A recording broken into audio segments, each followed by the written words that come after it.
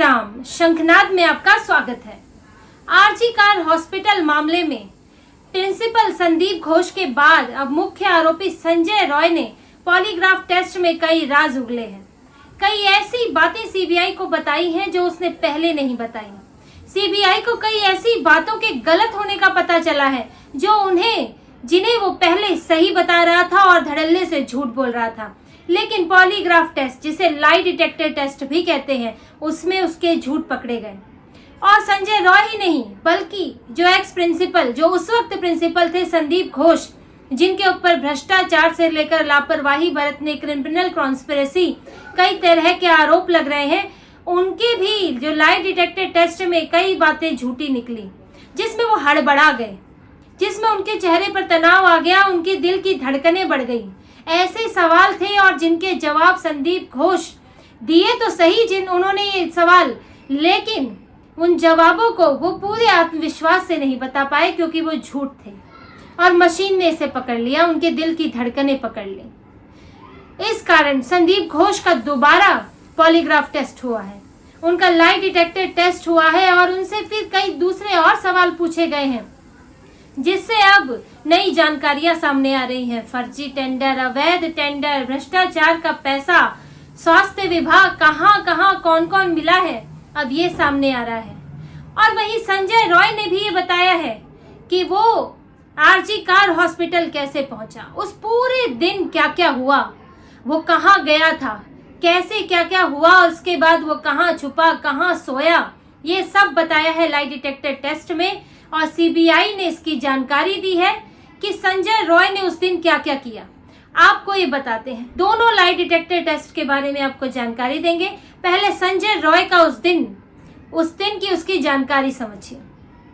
Sanjay Roy RG car अस्पताल में, जो वहाँ वॉलेंटियर के तौर पर भी, पुलिस के वॉलेंटियर के तौर पर भी काम करता था, तो वो आरजी कार अस्पताल पहुंचा और उस दिन, जो कि 8 और 9 अगस्त की रात है, वहां पर उसका एक दोस्त था सौरभ भट्टाचार्य, जो अपने रिश्तेदार को दिखाने के लिए आया था। अब वो ये दोनों रात में करीब 11:30 बजे प्लान बनाते हैं कि हम बाहर जाके शराब पिए। दोनों बाहर निकलते हैं, करीब 1 किलोमीटर दूर, अस्पताल से 1 किलोमीटर दूर 5 पॉइंट नाम की एक जगह है, वहां से शराब खरीदते हैं, सड़क पर ही शराब पीते हैं। ये कलकत्ता पुलिस का वॉलेंटियर है और ये सड़क पर ही शराब पीता है। उसके बाद ये दोनों सुलह करके आपस में सहमति से ये रेड लाइट एरिया सोनागाछी जाते हैं और वहां कुछ पूछताछ करते हैं, लेकिन इनकी बात नहीं बनती। वहां पर सोनागाछी के में ये लोग वहां से फिर ये सोचते हैं कि दूसरे रेड लाइट एरिया जाए। अब वहां से नॉर्थ कलकत्ता से साउथ कलकत्ता चेतला, जो दूसरा रेड लाइट एरिया है, वहां ये जाते हैं। करीब 15 किलोमीटर का सफर है। रात को ये सफर तय करते हैं। बीच में एक महिला के साथ छेड़छाड़ भी करते हैं, जिसका वीडियो भी अवेलेबल है। ये सीबीआई को मिला है। उस महिला के साथ छेड़छाड़ करते हैं और फिर वो चेतला पहुंचते हैं। जो सौरभ भट्टाचार्य है, वो वहां पर एक महिला के साथ वहां संबंध बनाता है, लेकिन जो संजय रॉय है वो ऐसा नहीं करता। वो अपनी गर्लफ्रेंड को वीडियो कॉल करता है और वहां से उसे न्यूड फोटोज मंगाता है। दोनों वहां पर कुछ वक्त रुकते हैं और उसके बाद वहां से चल देते हैं और उन्हें करीब 3:30 बज जाते हैं रात के वहां पहुंचने में। 3:30 से 3:40 के बीच का समय है जब वो आरजी कार अस्पताल दोबारा पहुंच गए। लेकिन संजय रॉय अस्पताल नहीं जाता, वो सौरभ भट्टाचार्य को वहीं छोड़ देता है और खुद कहीं और चला जाता है।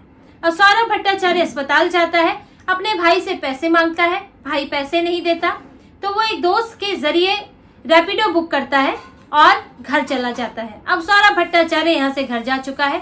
संजय रॉय रात के 4 बजे करीब वापस फिर आरजी कार अस्पताल आता है और वहां अस्पताल पहुंचकर वो कुछ ढूंढ रहा होता है।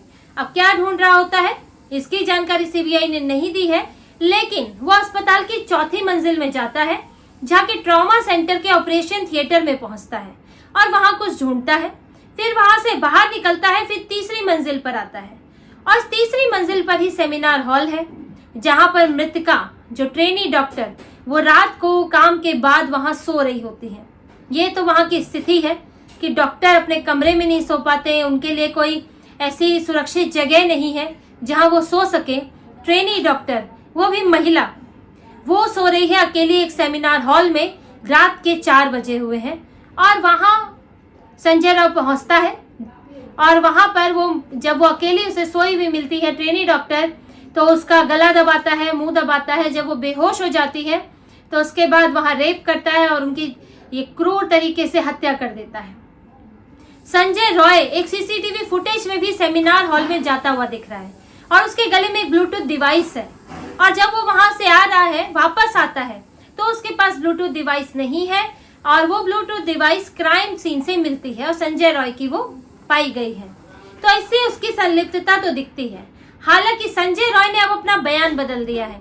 जहां पहले वो मान रहा था कि ये जघन्य अपराध मैंने किया है, लेकिन अब वो इससे मुकर गया। उसने कोर्ट में कहा कि मैंने कोई अपराध नहीं किया है और मुझे फंसाया जा रहा है, और जब मैं सेमिनार हॉल पहुंचा तो वहां पहले से ही जो ट्रेनी डॉक्टर है उनकी हत्या हो गई थी और मेरा नाम यहाँ जानबूझकर लिया जा रहा है। वो अपनी बात से मुकर गया है। सीबीआई के सामने भी अगर पॉलीग्राफ टेस्ट को छोड़ दे तो वो इस बात से मुकर गया है। पॉलीग्राफ टेस्ट में उसने उस दिन की जानकारी दी है। और इसके अलावा संजय रॉय जब वहां से हत्या करके निकलता है तो वो कहाँ जाता है? वो एक पुलिस अधिकारी के घर में जाता है, पुलिस कर्मी के घर में, अनुपम दत्ता जिनका नाम है। ऐसा कथित तौर पे सामने आ रहा है कि वो अनुपम दत्ता के घर जाता है और वहां सोता है, और सुबह जब यहाँ ये मामला उठता है, जब ट्रेनी डॉक्टर की लाश मिलती है, फिर ये पूरा हंगामा होता है, उनके माता पिता आते हैं, पहले आत्महत्या बताई जाती है, फिर हत्या का मामला पता चलता है, तब फिर संजय रॉय का पता चलता है कि वो कहाँ है। आप समझिए वो कैसी मानसिकता होगी कि इतना बड़ा अपराध करके वो आदमी पुलिस वाले के घर में सोने जा रहा है, और वो आदमी जिसके 4 शादी हो चुकी है, जिसके ऊपर इल्जाम है घरेलू हिंसा का, जो इस तरह की क्रूर प्रवृत्ति का आदमी है, वो पुलिस वाले के घर में जाके सो जाता है और किसी को कोई फर्क नहीं पड़ता। पुलिस वालों तक उसकी इतनी बड़ी पहुंच है, तो उसकी आरजी कर अस्पताल में कहां तक पहुंच नहीं होगी। और यही पहुंच अब खुल के सामने आ रही है। इसीलिए जो संदीप घोष हैं, उनका दोबारा पॉलीग्राफी टेस्ट किया गया है, जिसमें उन्होंने कई नई जानकारियां बताई हैं। परसों जो उनका पॉलीग्राफ टेस्ट हुआ था, उसमें संदीप घोष से कई सवाल पूछे गए थे। क्या वो संजय रॉय को पहले से जानते हैं? वो कब मिले, कितनी बार मिले, क्या घटना वाली रात भी मिले, 8-9 अगस्त की दरमियानी रात में, क्या घटना वाले दिन मिले, या फिर वो कोई ट्रेनी और जो संदीप घोष हैं, जो ट्रेनी डॉक्टर है मृतका, उनके बीच क्या कोई विवाद था? क्या कोई ऐसी बातें वो जानती थी जो संदीप घोष नहीं चाहते थे? ऐसे कई सवाल उनसे पूछे गए कि उन्होंने इस्तीफा क्यों दिया, वारदात के समय कहाँ थे, ये सारी बातें।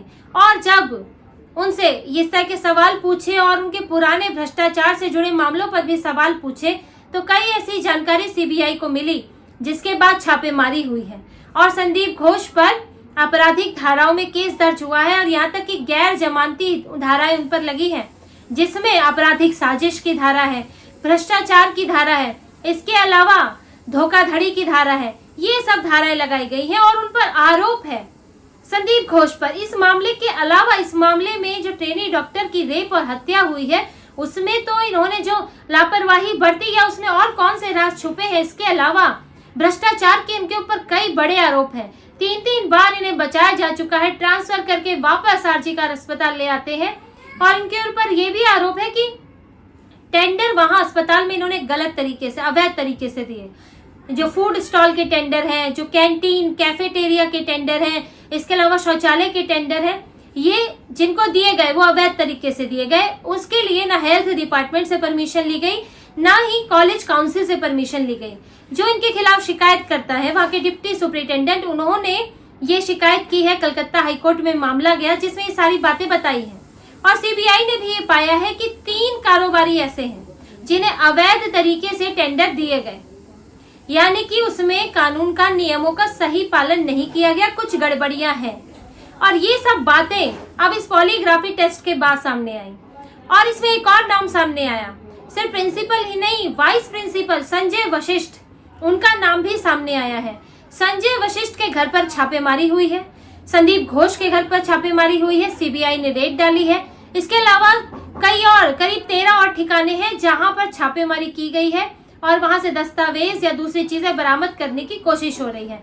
और साथ में इन दोनों से पूछताछ तो हो ही रही है कि ये पूरा जो पिछले सालों से जो रैकेट चल रहा था, इसको रैकेट ही कहेंगे, जिसमें अवैध टेंडर दिए जा रहे हैं, लाशें बेची जा रही हैं, दूसरा बायोमेडिकल वेस्ट बेचा जा रहा है, अपनी मनमर्जी चल रही है। कोविड के फंड का इस्तेमाल जिम बनाने, केबिन बनाने में, केबिन को सजाने में किया जा रहा है। तो ये सारी अनियमितताएं, ये सारे जो भ्रष्टाचार के यहाँ तरीके अपनाए गए, इन सब की जांच हो रही है। और ये ममता बनर्जी की सरकार के लिए मुश्किल बन रहा है, क्योंकि जैसे जैसे और छापेमारियां होंगी, नए दस्तावेज निकलेंगे, तो ये पता चलेगा कि प्रिंसिपल को संरक्षण किसका था। देखिए, वो एक मेडिकल कॉलेज के प्रिंसिपल हैं, वो इतने बड़े व्यक्ति भी नहीं है कि धड़ल्ले से अपनी मर्जी से ये सब कर ले, जब तक ऊपर से किसी का हाथ न हो, क्योंकि उन्हें 3-3 बार बचाया जा चुका है। तो यानी कि उनको बार बार ऊपर से कोई है जो बचा रहा है। अब वो कोई एक है, वो कई है, इसका पता चलेगा। और इसलिए टीएमसी में भी इस बात की परेशानी बढ़ गई है। टीएमसी के नेता परेशान है और मिली भगत वाले अधिकारी भी परेशान है कि अब जो संदीप घोष कल को अगर मुंह खोलेंगे, पॉलीग्राफ टेस्ट में तो खोल ही रहे हैं, लेकिन अगर ज्यादा समय तक फंसे रहे तो हो सकता है टूट जाए। तो अगर वो मुंह खोलेंगे तो किस किस का नाम लेंगे, ये भी सोचने वाली बात है। और इसलिए अब तो जो संजय वशिष्ठ है, वो किस किस का नाम लेंगे, उनके जानकारी में क्या क्या है, ये भी पता चलेगा। और अभी तो पहली सीढ़ी है, और धीरे धीरे ये सीढ़ी जो है अस्पताल से होते हुए स्वास्थ्य विभाग पहुंचेगी, और उसके बाद कौन कौन से विभाग पहुंचेगी ये तो आगे देखना होगा। लेकिन ये एक पिटारा खुल गया है, भ्रष्टाचार का बड़ा पिटारा खुल गया है। आरजी कार में जो ट्रेनिंग डॉक्टर के साथ हुआ, उसका न्याय तो दिलाया ही जा रहा है। सीबीआई उस पर तो काम कर ही रही है कि सही आरोपी पकड़ा जाए और साथ में उसको सही सजा भी मिले, उसको उसके किए की सजा मिले। साथ में ये जो लोग जिन्होंने लापरवाही की, अगर उनकी लापरवाही है, अगर वो कुछ छुपाने की कोशिश कर रहे हैं, तो वो सामने आए। और तीसरे स्तर पर आरजी कार अस्पताल में चल रहा भ्रष्टाचार, वो सामने आए, उसमें कौन कौन शामिल थे, क्या क्या कर रहे थे, ये पता चले। तो इसी तरह की और खबरें और विश्लेषण आपके लिए लाते रहेंगे। हमसे जुड़े रहिए, सब्सक्राइब कीजिए, कमेंट कीजिए। बहुत बहुत धन्यवाद। जय श्री राम।